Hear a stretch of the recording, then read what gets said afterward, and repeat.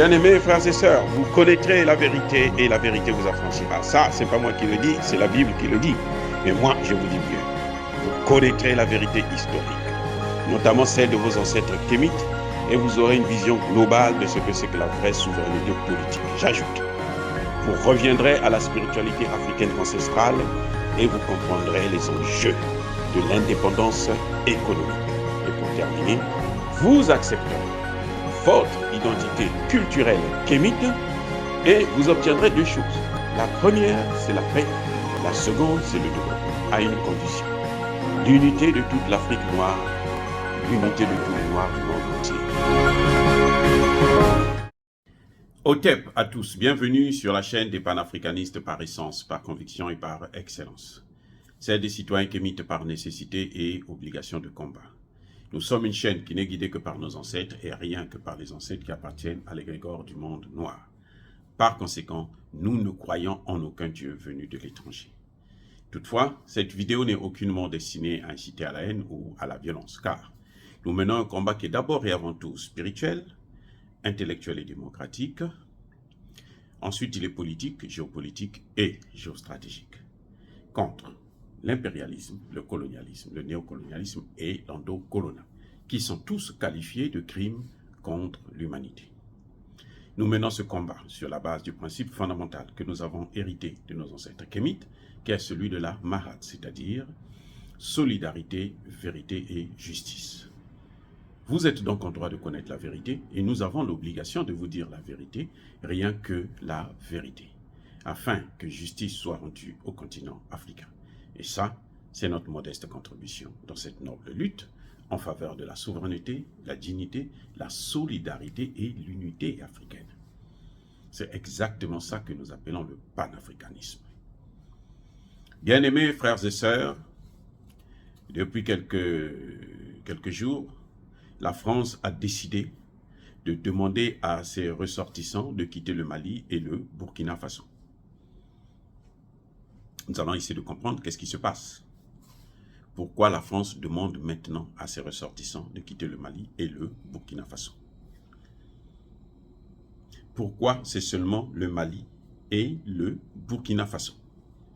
Pourquoi pas les autres pays du Sahel, la région du Sahel? Pourquoi pas les autres pays du Golfe de Guinée? Puisque ce sont eux qui ont créé le terrorisme et ils ont amené ce terrorisme là où? Dans le Sahel d'abord, et maintenant ils sont en train d'étendre ça dans le Golfe de Guinée. Donc pourquoi elles ne demandent pas à ces ressortissants de quitter toute la zone, de quitter l'Afrique? S'ils sont mieux chez eux, là où il y a la paix, ils n'ont qu'à partir. Il n'y a que ça que nous demandons. Nous, ça ne nous gêne pas. Maintenant, ça ne nous gêne plus. On a tellement souffert avec ces gens qu'aujourd'hui, il n'y a plus rien qu'ils peuvent faire qui peut nous faire peur. Après tout, un cabri mort, il n'a pas peur du couteau. C'est fini. Ils ont déjà tout fait. C'est-à-dire que tout le mal qu'on pouvait faire à un homme noir a été fait, a été expérimenté par la France, par l'Angleterre, par les États-Unis, par l'Allemagne et par tous ces pays. Il n'y a plus rien de nouveau qu'ils peuvent faire encore contre nous.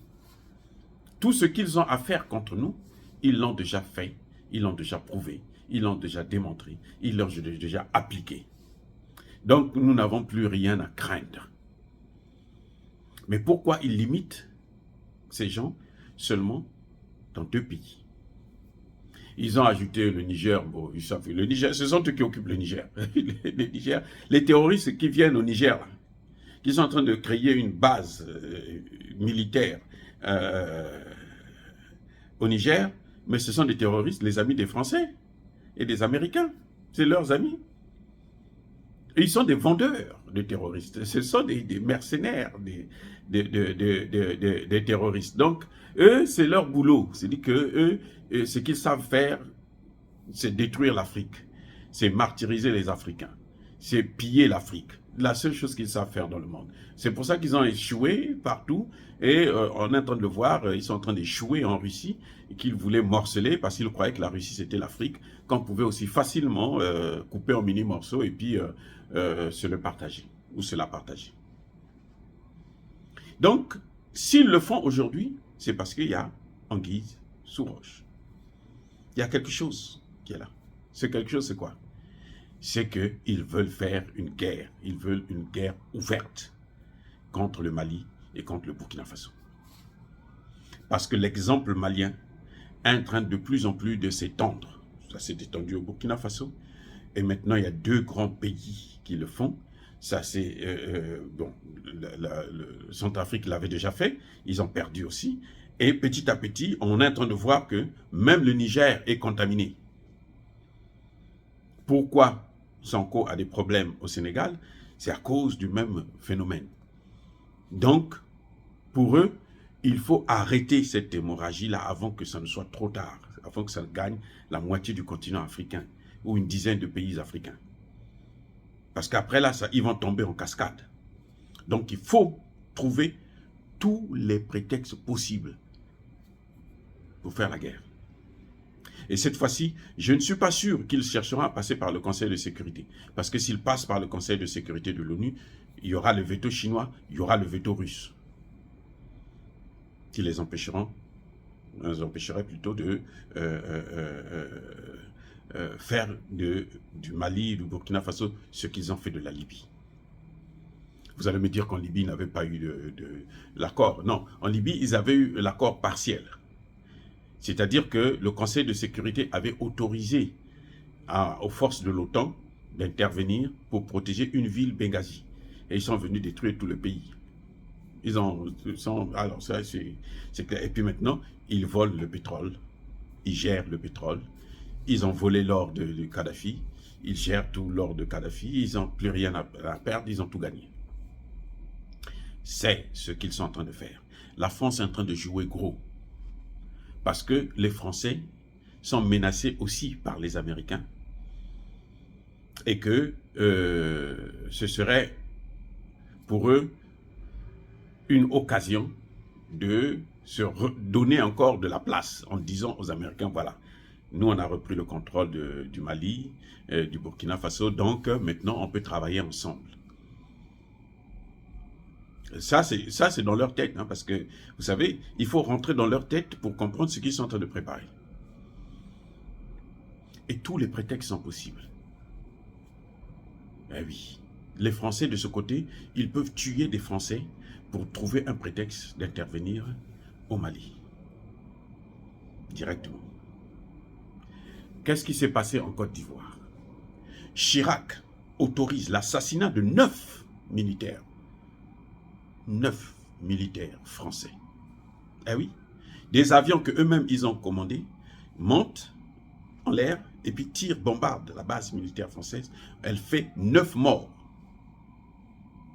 Pourquoi je dis que c'est Chirac qui a donné l'autorisation? Parce qu'ils avaient été arrêtés, les pilotes avaient été arrêtés. C'est Chirac lui-même qui a demandé de les libérer. Et vous vous rendez compte? C'est-à-dire que c'est après qu'on a compris que c'était un jeu. Tout ça, c'est parce que Jacques Chirac cherchait une occasion pour détruire la flotte ivoirienne, tenue à l'époque par Laurent Gbagbo, le président.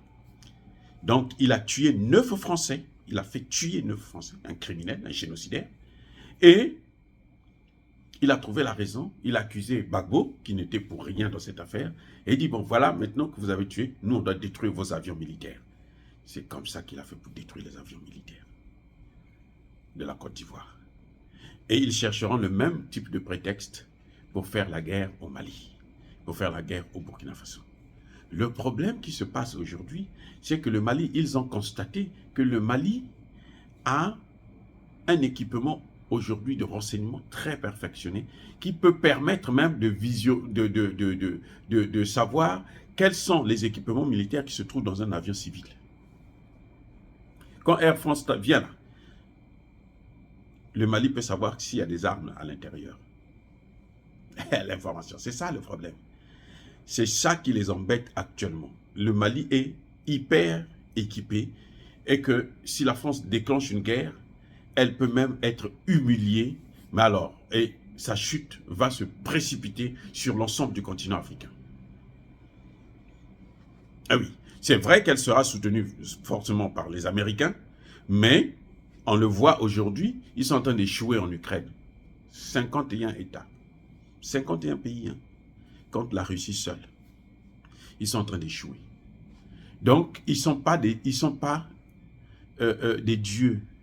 Ils ne sont pas au-dessus du monde, non. Ce sont des êtres humains qu'on peut aussi neutraliser. Et de toutes les façons, il faut savoir une chose, que tout empire finit toujours par périr. Surtout lorsque vous passez votre temps à détruire. L'empire qui a duré le plus longtemps, c'est l'empire africain, parce que les Africains n'ont pas passé leur temps à aller dans d'autres continents. D'ailleurs, ils étaient les seuls, ce sont eux qui ont peuplé les autres continents, mais ils n'ont jamais eu les velléités de vouloir dominer les autres, de piller ce qui ne leur appartient pas. C'est pour ça que cet empire a duré longtemps. Mais ces empires-là, c'est quelques siècles et après ça va disparaître. Le mouvement qui est en train de se passer aujourd'hui est irréversible. C'est ce que la France n'a jusque-là pas encore compris. C'est pour ça que les gens disent que c'est un empire qui ne veut pas mourir. Mais en tout cas, cette vidéo, c'est pour faire appel aux leaders africains, à Assimi Goïta et à Ibrahim Traoré, de garder le cap, surtout ne pas changer, mais d'être très vigilants, parce que ils sont en train de chercher des occasions pour faire une guerre ouverte contre ces pays. Mais nous sommes avec vous, l'Afrique est avec vous, et vous menez un combat juste qui ne peut que vous amener à la victoire. Je persiste et je signe. Pour moi, s'il n'y a que moi là, il n'y aura pas d'élection au Mali et au Burkina Faso sans Assimi Goïta, sans Ibrahim Traoré comme candidat. Auquel cas, on reporte l'élection, on va continuer la guerre contre le terrorisme, la guerre pour instaurer la sécurité dans le pays. Dire cela, c'est inciter à la haine ou à la violence. Oh oh, il y a ma colère, c'est pas moi. Je persiste et je signe. Soyez bénis. Abondamment bénis par le Dieu des Kémites. Mais que tous ceux qui persécutent le continent africain, tous ceux qui le pillent et le déstabilisent, qu'ils soient maudits, punis, foudroyés, neutralisés par le Dieu des Kémites et par nos ancêtres angélisés. Vive l'Afrique éternelle. J'ai dit et j'assume.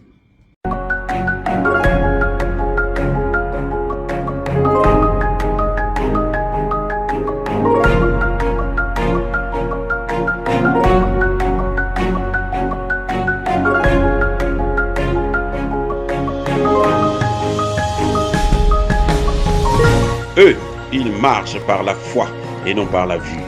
Mais moi, je vous conseille vivement de marcher par la connaissance scientifique et historique, notamment celle de nos ancêtres kémites, par les 5 sens et par l'intelligence. À vous, Apia.